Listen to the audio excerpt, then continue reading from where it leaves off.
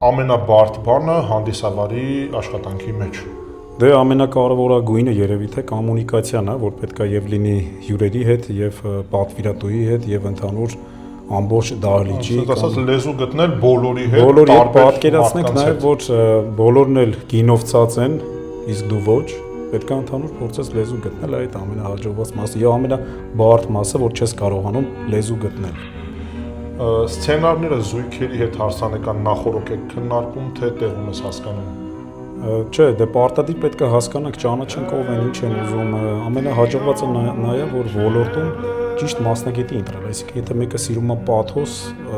պաթոսով վարող ընտրի, եթե մեկը սիրում է ժամանցային, նենց վարող ընտրի,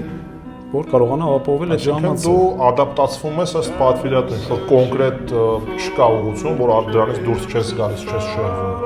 Կոնկրետ ուղղությունը նա է, որ ավելի շատ երևի թե ժամանցային ծրագիրն եմ նախընտրում, ժամանցը ոչ թե պաթոսը,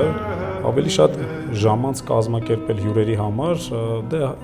ներառելով նա ինչ որ հյուրերը ցանկանում են, իրանց պատկերացրածն ենք ստանում։